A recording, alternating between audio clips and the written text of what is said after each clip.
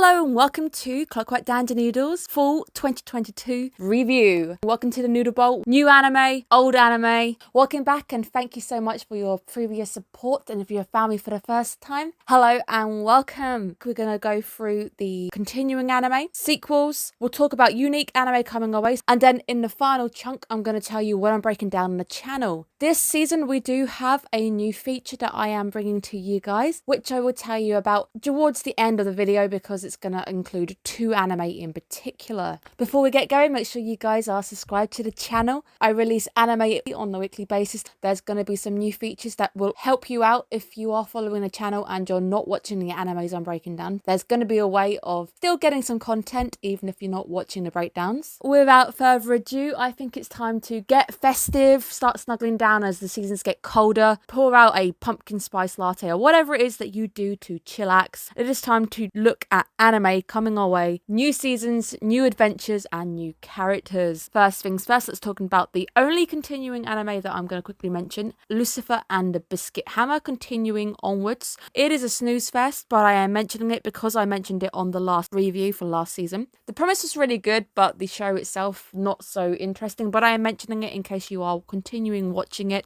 The only sequel I need to talk about when it comes to anime I'm not breaking down is My Hero Academia Season 6, airing on October the 1st. I don't really need to explain this one. It's so big, it's so popular. I've seen movies of this one in the theatre. Fantastic experience. Really enjoy going to see the cinema experience when it comes to anime because I get to see other people who like anime who are nearby in my area. And that just makes me all warm and fuzzy inside. No explanation really needed with Season 6. We're going into the League of Villains arc and it's apparently one of the more exciting arcs. I look forward to it as a non-manga reader. Can't wait to see what we have in store. I'm just an All Might and a Razorhead girl. As long as I get some information with those two and they're on screen, I'm going to be a very happy bunny. I think we're good. Let's break down unique anime coming our way. As always, we have a obligatory isekai coming your way. Reincarnated as a Sword, 28th on a Wednesday. This is an action fantasy anime where the character is reincarnated as an inanimate object this time round. We're going for a sword. We've seen slimes, we've seen spiders. We're going for a sword this time round. The reason not much I'm interested in this one. The sword ends up saving a slave girl. We're going to go through her life of liberating the other slaves and trying to exact justice on the world. This could be a tearjerker. The artwork of this one also looks very different. It looks to be darker. It looks quite nice. So I'm hoping the anime actually follows suit with this. Last season, I was surprised with the pharmacy. I really enjoyed that one.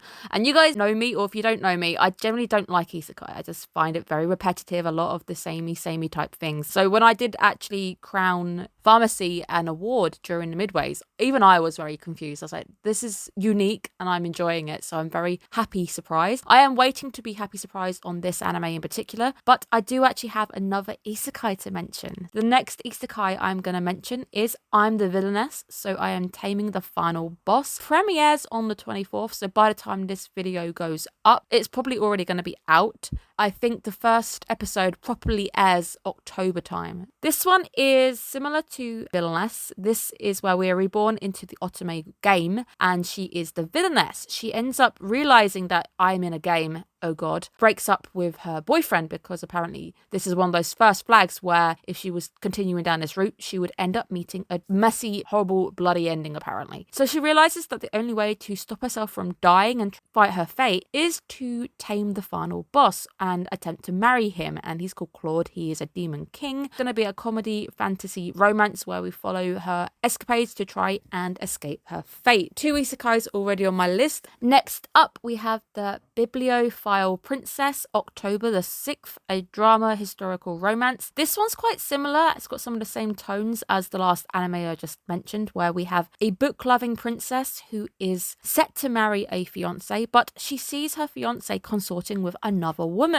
And there's been rumours flying all around the palace of him cheating. There is this fear that her marriage is about to be annulled and drop. It's all about following the conspiracy theories with her dropping this. So there's going to be a political mystery going on. I am interested in this because the artwork looked gorgeous, so I think it's going to be scratching a few of my rom-com itches going on there. Can't wait to see how that one goes. The next one is going to scratch some different itches. We have My Master Has No Tail, September the 30th. Supernatural anime this time round. anime that follows a tanuki. She is reborn into modern day Japan. This is supposed to be a comedy anime too, because we are meeting a rakugo master, and rakugo is the art of storytelling in a specific way, really watering it down. I'm not going into the details because we haven't got a whole video to talk about the intricate arts of this one. She ends up deciding that she wants to debunk all of the hijinks and rumors that humanity has about the idea of a tanuki. So she ends up having to convince the master to take her on as an apprentice. And what I think I remember from Rakugo is girls don't really get to take part. So I guess we're going to have to follow her on her journey to try and convince him to allow her to debunk rumors about tanuki. Next up, we have October the 11th. Play it cool, guys. We are following some sophisticated cool guys on a day-to-day, but underneath the cool guy act, we are actually just following dorks. Literal dorks trying to get through life and act as cool as they can. This is a comedy slice of life that I think can be quite nice. A nice anime just to relax with and not think too much. I think that's going to be the role of this one. Next up, from guys to boys, we are going to September the 27th. We have Eternal Boys. We have an idol anime about older middle-aged men who are entering the entertainment world. This is going to be a comedy music anime. It could probably be really relatable because I'm also old. Challenges of entering the world of idols as older generations. I guess there's going to be a lot of back cracking, and hopefully it's going to be funny and dealing with this as well as they try to enter a generally very young industry. Coming into it as older men is going to be hilarious. Cannot wait to see where this goes. Next up, we have The Little Lies We All Tell, October the 16th. Comedy slice of life. We are following 4 girls who have secrets that they cannot share. I have a feeling this could also be quite a dark anime due to the nature of their secrets. I don't know the secrets just yet. That's the mystery of this one. But I think it could be quite fun. I guess it's almost similar to cute girls doing cute things, but it's a possibility this is going to be cute girls doing slightly darker cute things. Could be entertaining. Next up, which is going from girls to married couples, but not quite. October the 9th, more than a married couple, not lovers. We have a school who forces people to take a subject where you have to be a pseudo couple. Yeah, let's not even think about the moral implications of this one. A term where you are paired with somebody you have to act as a married couple and there's kissing involved. It's questionable at best, but an MC is paired with a polar opposite partner. Both of these people have different people they want to be with, but again, they have to get through this course. So if you get through the course, you are able to swap and exchange partners.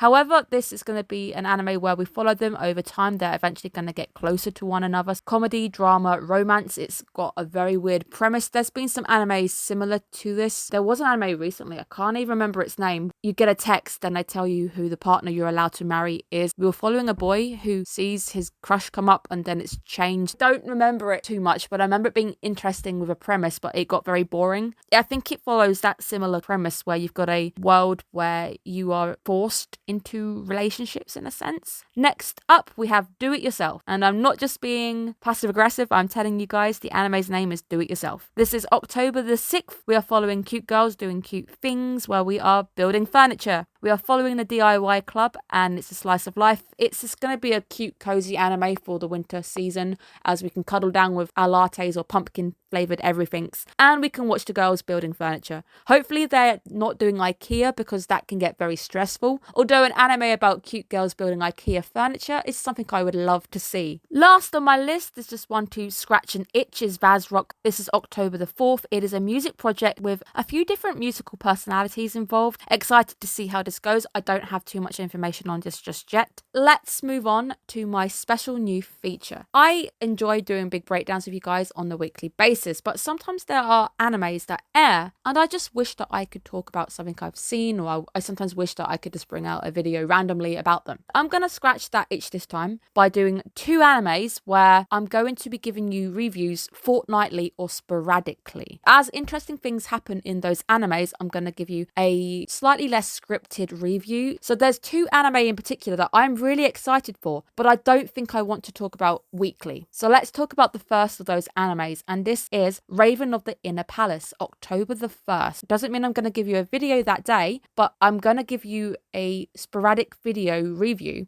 on this anime in particular. Now, this anime has my attention because I actually secretly do like Chinese anime. We are dealing with a raven consort who lives within the Illa Palace, but she's not a consort with the emperor in traditional means, so she's not sleeping with him. Sometimes seen as an older woman, sometimes people see her as a young girl. Her secret is that she is magical. She accepts favors from something small like finding something to something quite dark as killing somebody, curse somebody to death. The anime centers around one day the emperor going to find her and having a favor to ask her. This is going to be fantasy, it's going to be magic, it's Chinese animation obviously. I think this could be very, very good. I also think it could be a dark horse for a sleeper hit of the season. However, I don't feel confident enough to give you a review every single week. I'm going to be bringing out sporadic breakdowns on this anime. This could be good for you guys as well if you aren't watching the anime but you see me bring a video out talking about interesting plot reveals. I'll go, oh, I think this is fun, this is cool, did you notice this? I think it's going to be a lighter, less scripted video and I think it could be quite fun. You guys will have to let me know by the end of the season if you think the sporadic thing works, because it could open up doors for me breaking down